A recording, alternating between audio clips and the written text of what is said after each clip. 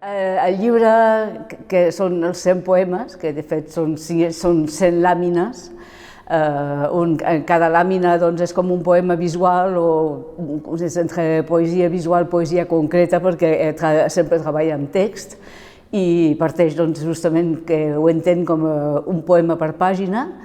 I clar, són d'aquests experiments primers que va fer el Carles al 67, em sembla que és del 67, i va concebre aquest llibre com això, 100 poemes, cada pàgina, que és individual, cada pàgina individual té una manera de concebre, això és un poema, per exemple, o un poema en cap o X, i això 100%, és a dir, després, per exemple, hi ha poemes que porta poema, meca, i després posa com un tros de paper d'aquell d'abans de poder colicopiar, doncs un tros d'això.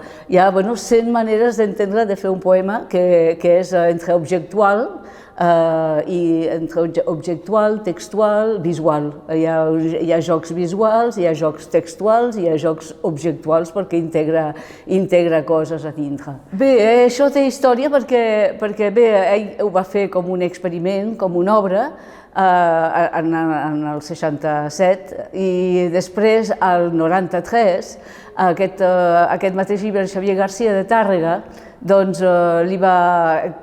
que portava justament les edicions de Pagès, és a dir, la part de poesia de Pagès, doncs li va dir, ostres, estaria bé de poder fer una publicació d'aquests, publicar els que no són objectuals, els que són més textuals, poder-los publicar, o si no, que l'altre quedaria. I ho van estar mirant, va justament intentar tornar-ho a fer, una cosa i altra, però després, no sé per quina raó ben bé, a l'època, no va tirar endavant. És a dir, que van treballar realment el llibre per adaptar-lo a una edició de Pagès, però finalment no va tirar endavant, no sé ben bé per què. Sempre ha estat una obra inèdita. L'únic que justament al 2000, jo que soc d'audiovisuals, clar, és una peça que a mi m'agradava moltíssim, i vam tenir la possibilitat de fer una exposició al Prat, a la Torre Muntada del Prat de Llobregat, i teníem uns diners, i vaig pensar, ostres, podríem fer l'adaptació d'aquesta peça dels 100 poemes en fer un CD-ROM, que era l'època del començament del CD-ROM. I jo tenia un equip de gent, treballava amb un equip de gent que podíem fer aquesta animació del text. I ho vam fer, vam poder fer l'animació dels que es podien animar dins aquests 100 poemes en CD-ROM. És a dir, que aquest CD-ROM el vam arribar a fer amb la idea d'aquests 100 poemes, però ara ja no es pot veure perquè no s'ha adaptat. Bé, la superfície del text, és curiós perquè al Carles no li agradava, tot això estava en una caixa, amb unes caixes que el Carles li deia l'arxiu Agmor Xargai, perquè ho teníem tots dos guardat a dalt d'un armari. I a ell no li agradava en absolut anar a veure les coses d'abans. El museu, a última hora, el museu d'abans que morís, un any abans, el museu de Granollers va tenir molt interès en fer-li una petita retrospectiva i es va negar, va dir que no, que ell volia, si volien una exposició seva, volia fer una obra nova.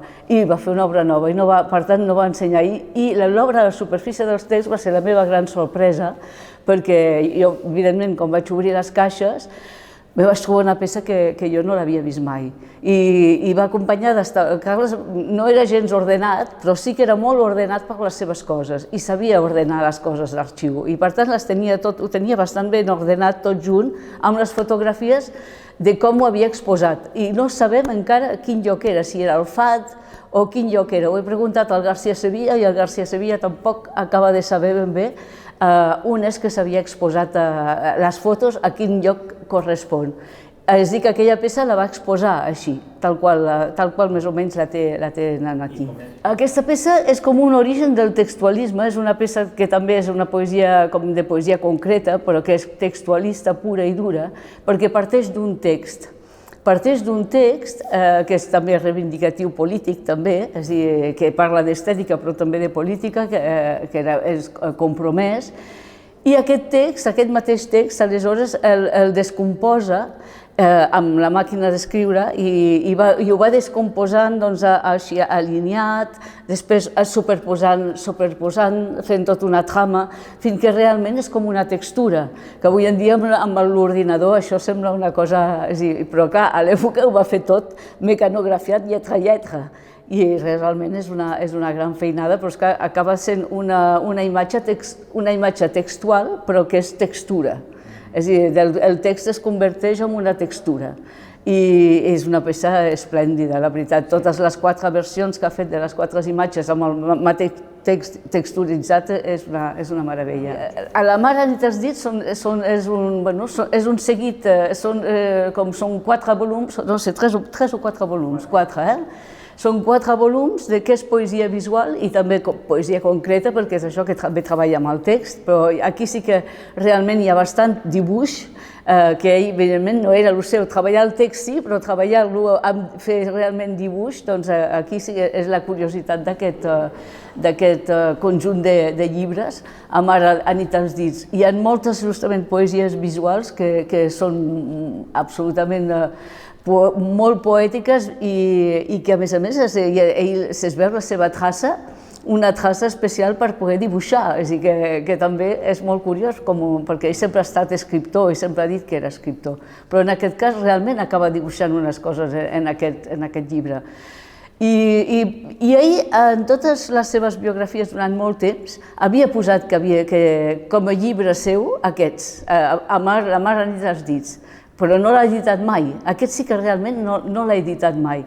I fins al posa el 93, perquè va començar el 67, però el 93 s'hi va tornar a posar. Sé que va estar un temps que no ho va deixar de banda i s'hi va tornar a posar. Jo també és de les coses que havia vist, però que ell de seguida ho guardava i no li agradava gens de parlar d'aquesta època, no perquè en renegués, però perquè li agradava estar en el present i mirar cap al futur, creativament. Jo tinc una il·lusió immensa, però vaja, una il·lusió desbordant. És a dir, m'hauria agradat que això ho hagués pogut ser en vida seva, perquè aleshores amb ell ja això l'hagués colpit al màxim, perquè és aquí que ha de ser, Va haver interès per l'arxiu La Fuente, va tenir molt interès per aquestes peces, des que es va morir el Carles. Però jo penso que si volem la independència i després resulta que les obres se n'han d'anar fora, doncs no sé quin país tindrem quan l'arribem a tenir. I, per tant, la meva il·lusió en aquest sentit és infinita, perquè és així com s'ha de començar, justament, com s'ha de continuar fent que tinguem un patrimoni català d'art contemporani, exactament.